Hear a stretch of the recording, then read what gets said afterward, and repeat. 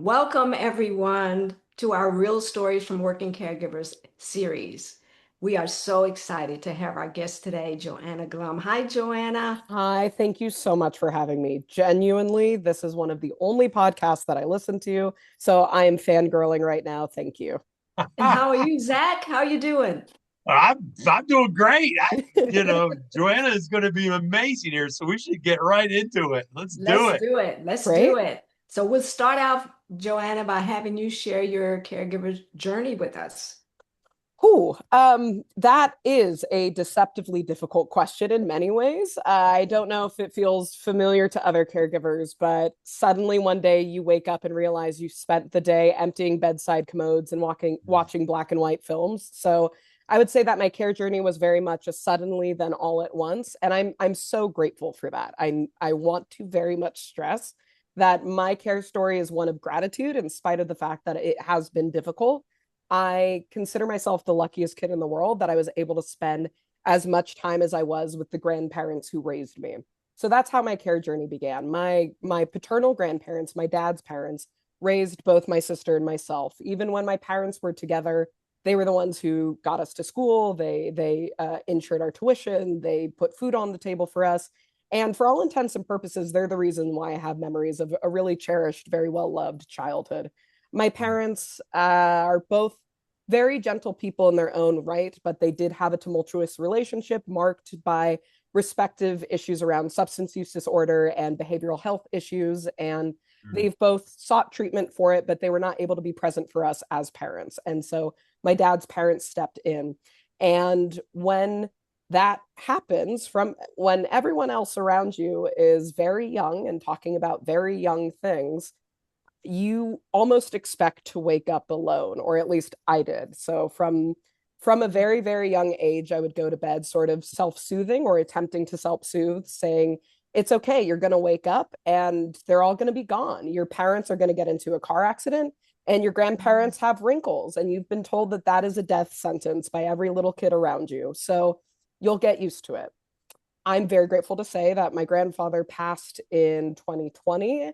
My grandmother only this last year in 2025 at the age of 99, a very Wow. strong, tough Greek woman who would have lasted a lot longer had there not been a couple of incidents at two hospitals. And I'm more than happy to chat about that. But I've really spent my 20s in a state of part time and then full time care. So I graduated college in 2015. I would bump 2 weeks between LA and then Sacramento, which is where my family home is. And then in 2017, my grandfather became severely ill. He was hospital bed bound for the last 3 years of his life. I split care full time with my father before he retired. The year my dad retired, I did my master's in 1 year. That was something that I wanted to do. I intentionally chose a 1 year program, knowing that I would want to come back and support that care journey.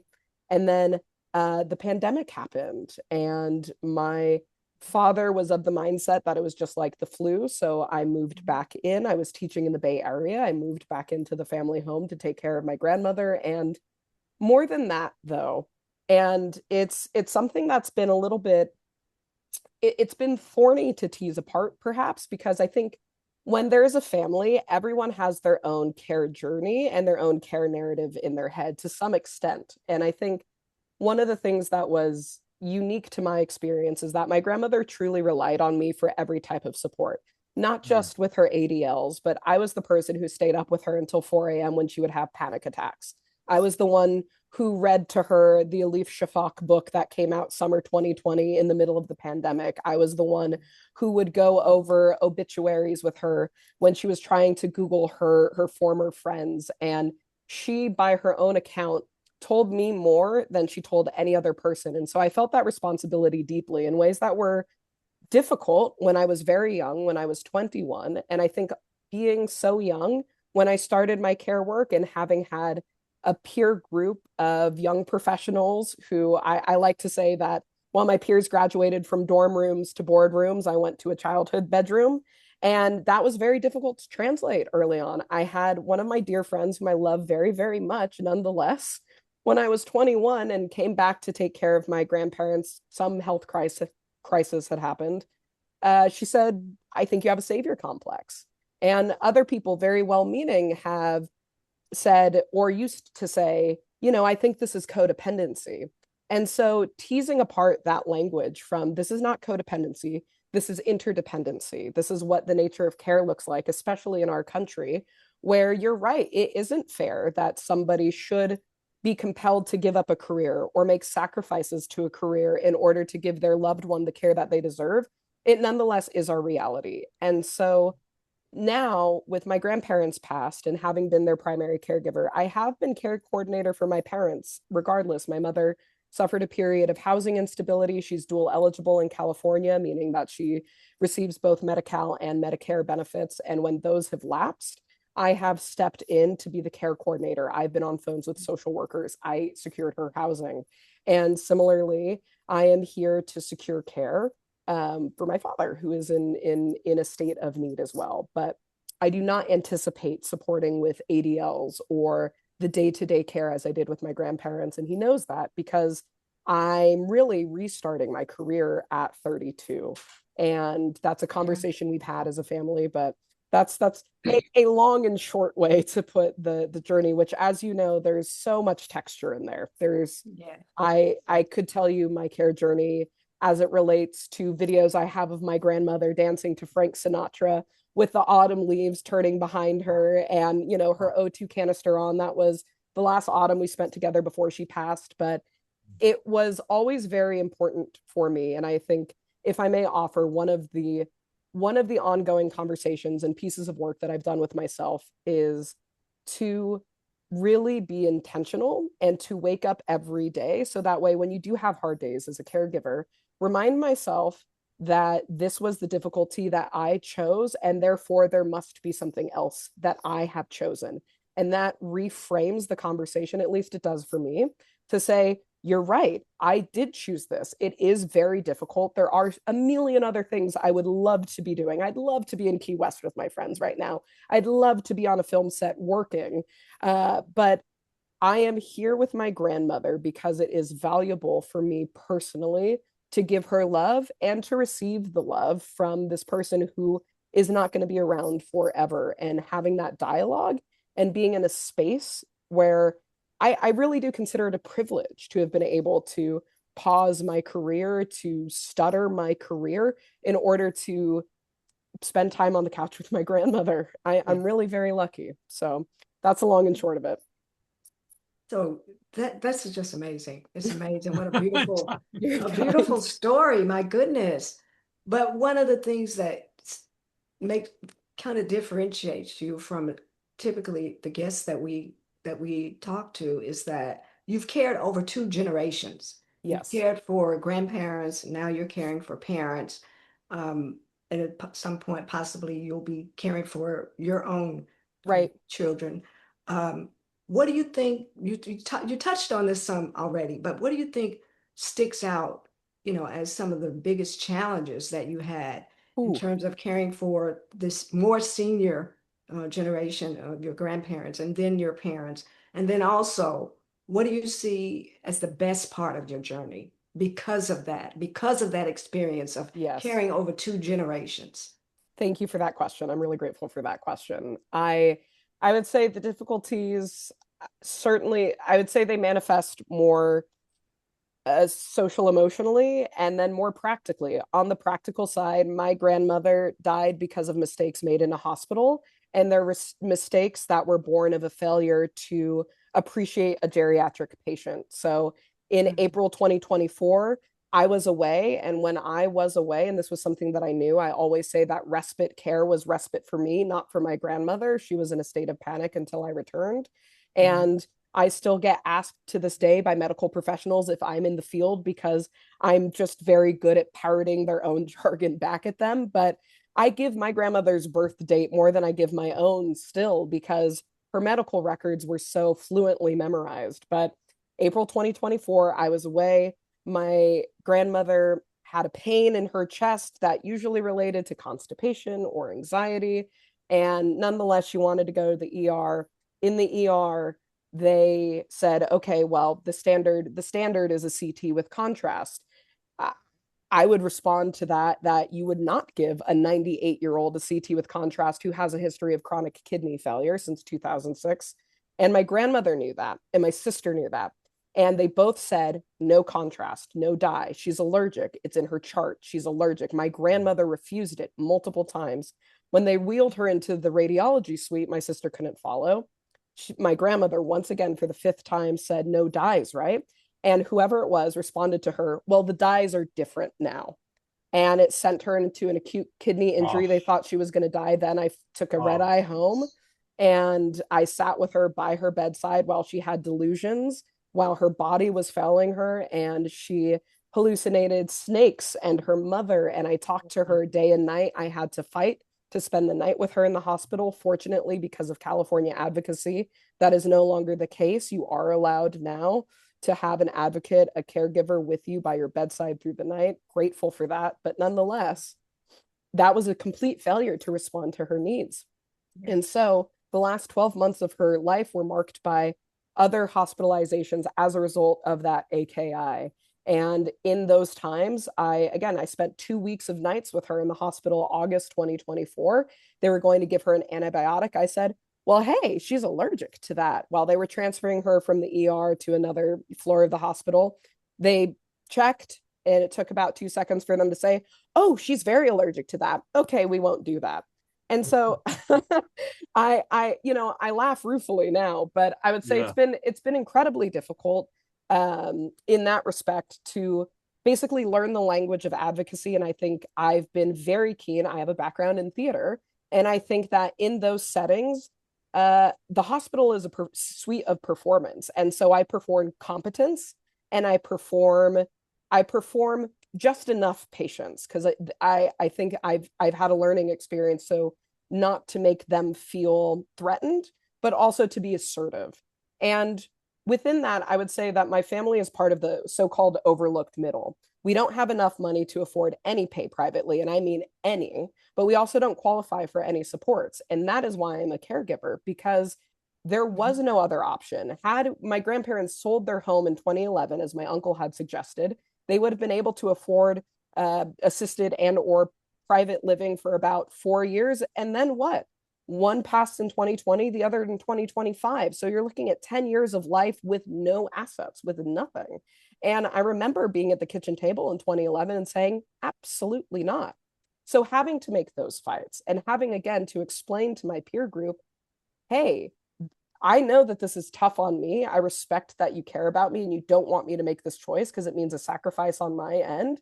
But staring down the barrel of my ethos, which is to say they deserve the care that they have asked for, which is to age at home, and my own desires, I am choosing my ethos, knowing that at one point I will be able to choose my own desires. So translating that has been so difficult. I think I've come to a great equilibrium now at 31, 32. But that's been tough. And also, you asked about the joys, and I Yes. wish we had 5 hours. I wish we had 5 years, because and you'll forgive me if I get a little teary, but my grandmother was a tough woman, and she did absolutely condition the family to be, come back home and to take care of her, and in ways that were maybe they created unfair expectations. And yet I was able to learn who she was as a person before I ever hit the scene.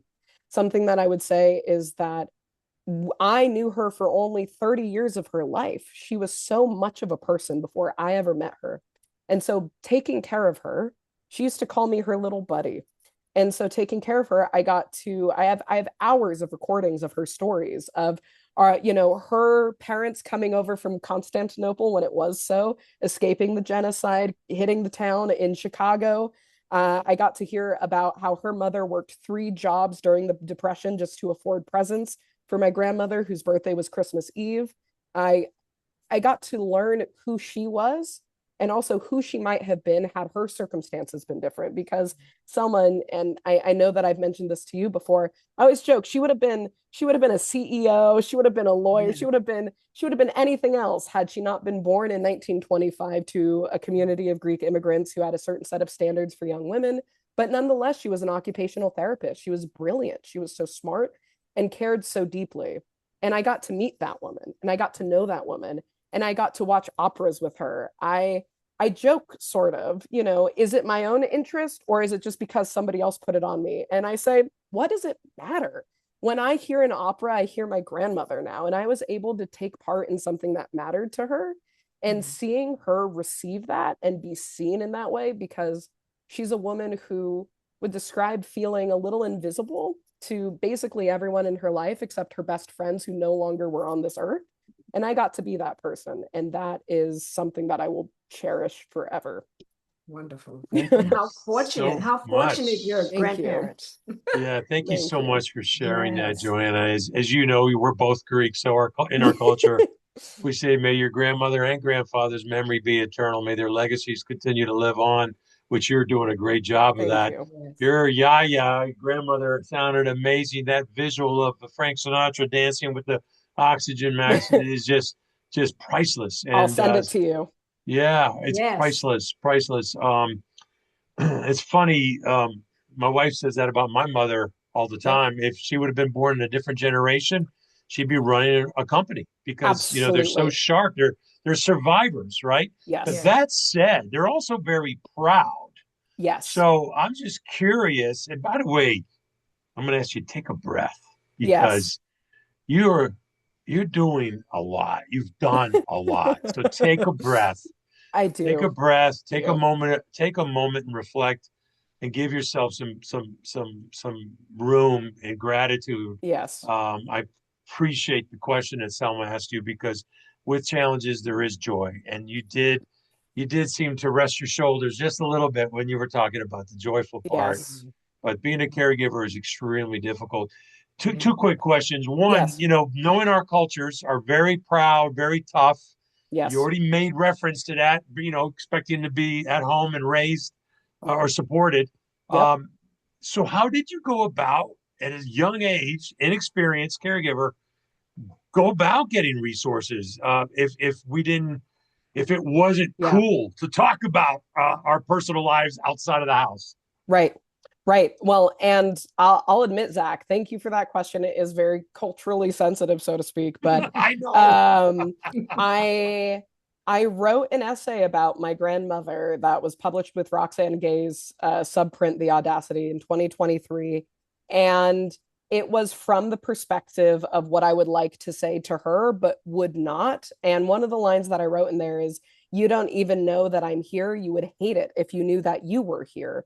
And to Oh, this day, even talking about her in this way, wow. I feel this lingering sense of I shouldn't be doing this because she was proud and she didn't Yeah. share her problems with Yeah. anybody. And, Right. you know, I'm struck by many of your former guests have mentioned this. I'm recalling specifically Ebony, who mentioned the role reversal being very hard of Yes. when a child takes care of a parent, in this case, a grandchild for their grandparent, but it was more like a parental relationship. Right. And that was very difficult for my grandmother. And I think about midway through my care journey, I realized the importance of challenging her up to a point to maintain some level of autonomy and independence. Good. So that way she wouldn't refer to herself as a burden because she often did. And I needed to continually reinforce that she was not a burden, that she was a choice. But that also meant I did have to hide when I was having a bad day from her. And I hid it from my friends and the people that I cared about, especially when I was young, especially when I was between 21 and 25. I was working for a direct as an assistant for a director in LA. He didn't know I was up here in Sacramento. I didn't know how to talk about it. I didn't Hmm. know how to justify the choice that I had made when everybody was either providing me kind of psychobabble speech around savior complexes and codependence, and others were just thinking that, oh, I'd moved home because I couldn't cut it. That was very hard. And I'm also a very proud person, and I didn't like that. But Yeah. I also think that I failed to give credit to my community, which is so strong and so loving. And I come from a community of friends who are also raised in immigrant situations, and they very much understand what I'm doing. Yeah. And they also, I learned that what I wanted to do was talk about what I loved about my grandmother and not just, oh, I've had a bad day caregiving. And that felt important for me, not to preserve my grandmother's sense of pride, but to honor my own reality of why it was I was doing what I was doing. Does That that was a answer your great question? that was a great tip on how to manage that dynamic. Hopefully, as listeners and viewers are and readers are looking at this your story, maybe they will be more open to talk to that director or to that manager or to the I hope so. colleague, so that things can get a little bit easier on you. One other quick question: Yeah.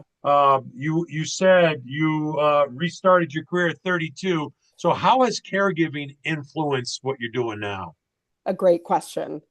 In every way, shape, and form. So I have a background in film and theater. My master's is in playwriting. My first job out of college, I worked for a company that cut trailers. I've worked on projects like Lady Bird and Bumblebee as an office production assistant. And for anyone who's familiar with those worlds, so much of that work is networking, it's being around.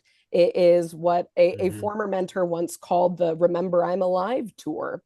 And so I was able to, through the loving respite care that my sister would provide and my father would provide when the health crises weren't so in crisis, I was able to go out and do writers' residencies. I was able to work on a weekend short film. I was able to make my own short film in the summer of 2020, but I shot it here at the house where I was caregiving for my grandmother. So I was able to have those opportunities. However, my industry has a very short attention span, and I think a lot of Mm, industries perhaps do. And it it demanded that I be very flexible and very creative with what put money into my pocket, which was not necessarily what I would have done to build my career per se. So right. I've done freelance curriculum building. I've taught, I've been teaching since I was 12. And so that's primarily where my income has come from. And so that's been consistent, but it's not a clear cut path. I wouldn't call that my career. My career is as a writer, as a director. And what caregiving has done is most of my projects have a care story now, which I'm very grateful for. And also, I've become so much more involved in care advocacy, advocacy for older adults and people with disabilities. And I am so fortunate to be in a community of folks who have done this for decades, who know so much more than I do. I'm grateful to learn policy talk as well as learn how I can use my capabilities as a storyteller, both professionally and personally, to elevate and uplift other caregivers, other older adults. And so moving forward, yes, I'm sort of restarting my career at 31, 32. What does that look like to me? And what that looks like is a career on my own terms. I'm still very ambitious, but I have seen what the purpose of life is, and it has nothing to do with the film set. And so, if I'm going to go back on a film set, I need it to be purposeful. That might mean that I'm not paid as much as some others. That might not mean that I am, in theaters in a way that might feel attractive or once did feel attractive. But what it has influenced is a desire to marry these two passions of mine, which I used to joke everything I write's about my grandmother. Yes, and it really is. I have a number of projects coming up that aren't specifically about care, but she's in there. Caregivers are in there because Yeah. if you have a platform, as you both know, Yeah. when you have a platform, I believe personally, I'm Greek, right? We tell our stories in order to cure the polis. We are here as storytellers to save the city, and that's how I approach art. So in Oh, every your Yaya is beaming down on her little buddy right now. Oh, So Zach, she would have Yes. loved you. She would have loved the both of you. Oh my goodness.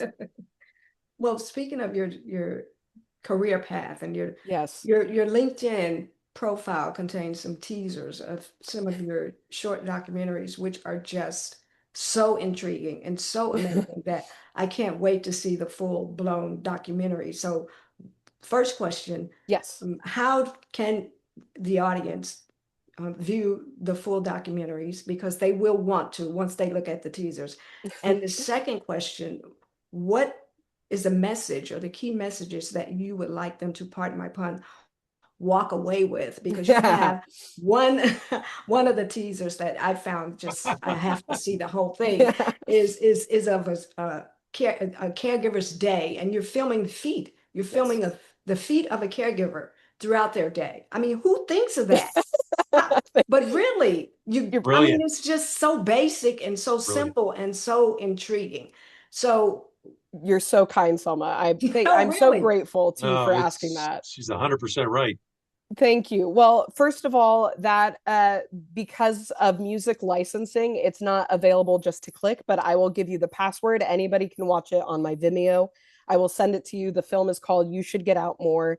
And I'm a firm believer that limitations are opportunities. So, right before March 2020, I was in pre production for a very different short film that was a proof of concept for an old screenplay about virtual reality in a nursing home. But then the pandemic happened, and I still had all of this creative Oh, energy. And I thought, okay, well, what can I do? And so a short film that follows a pair of feet throughout their day of caregiving was initially born of necessity. We were covered in head to toe with PPE because I was shooting in the house in which I cared for my grandmother. It was a team of two. And once I thought, okay, what can I do and how can I do it? What I wanted to attempt to recreate is it's essentially a silent film. There's no dialogue until the very end, and each frame is repeated. In other words, the foot is always in the same spot on the frame, moving throughout its day. So, what you essentially see is the landscape of what care looks like: doing laundry, Yeah. cooking, buying Depends, all of this, getting somebody in for a shower. And I I'm struck by how caregiving can feel claustrophobic, how it can feel sure. repetitive and redundant, and how sometimes you Yeah. don't even recognize yourself within it because you lose yourself in the roles that you play. You lose yourself in caregiver, care recipient. And so at the end of the film, the only dialogue that we get is the grandmother asking her granddaughter for a foot rub. The irony being that these little feet have done so much work. And then finally the frame breaks. We crane out and we see grandmother, we see granddaughter, we see the foot massage and then watching some old film in the background. And my suggestion, or what I hope that the film suggests, is that what breaks you out of that sometimes really ingratiating claustrophobia of care, when you feel like you're the only person doing this in every other anonymous living room, what breaks you out of it is remembering the person that you're there to care for. And that's the there. And I was really fortunate to be able to screen that at a film festival in Vermont, for example, Middlebury New Filmmakers Festival. And I had a number of people in the audience who said, hey, I've done that, that's Yes. what it feels Yes. like. Oh And my Yeah. that goodness. was very overwhelming for me. Wow. And so I will be able to send that to you. I Absolutely. Yeah. call that more or less a proof of concept for a proof of concept. The short that I'm working on now is essentially the embodied version of it. It's another care story, but Oh we get to see wow. faces now. Um, but That's smart. it's thank you. I Yeah. am really proud of that work for the If conversations you're that started. if you screen in New York, New Jersey, you better let me know. I'll I'll be there be there. immediately. I'll be there. We'll bring fans. Oh, We'll good. we'll we'll, we'll show up in dozens. But Oh, thank you. Yeah. I have a feeling we're going to see a lot more from you Thank you. in terms of your documentary. yes, We're Thank going to yes. you. see because they're Thank you so just much. amazing. Just amazing. Thank So, you. do we have time for one more question? Yeah, I was going to ask our favorite question, Oh, go. and then you Well, could yeah, you jump go in and ahead. close up with their last. Sure. Sure. So one of our favorite questions that Selma and I like to ask because it really makes you stop and reflect, Yes. appreciate, acknowledge, and move forward as well.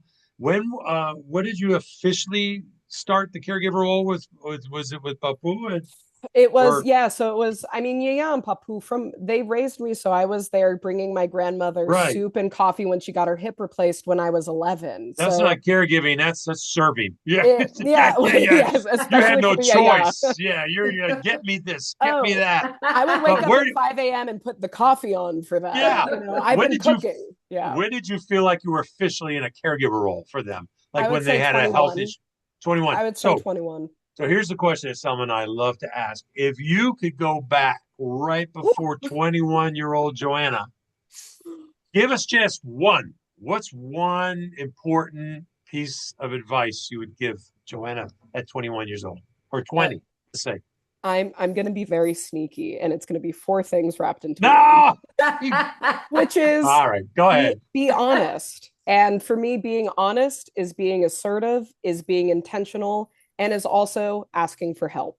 So, what I Wow. mean by that Wow. is, as I said, I didn't tell people what I was doing really. I would say, oh, I'm back in Sacramento. They need some help. They need some help. I had a friend who about 4 years ago, when I was in the middle of a really tough year, I was just catching up with her and she said, I didn't realize that's what you did. I didn't realize what you did all day because I'd Mm, finally said, well, and here's the start of my day, here's the end of my day, here's what it means to me when I say I'm on call, because as you know, you are on call. So being honest and then being assertive, to me, that is, I know what my story is. I'm having a lot of dialogue from people who are telling me, no, you're doing it because of this, you're doing it because of this, X, Y, and Z. That's unfair to you, that's not right, da da da da da. Mhm. I knew what I wanted to do and I was doing it really well. And it was only made complicated when I let those dialogues infect my thinking. So I would say be assertive and tell people, oh, I understand why you would say that, but no, here's the reality and here's what I'm choosing. And I'm intentionally coming back into that. So being great, intentional great and advice. seeking help. Again, I didn't Awesome. know who was out there. I didn't know you were out here until I knew you were out here. I became involved in advocacy work in 2024 because I said, I need a break out of my own myopia. I'm here for the long haul. I might be in Sacramento for 5 months or 5 years, but now is the time. I need to meet other people who are doing this and I need to Hmm. contribute to that world.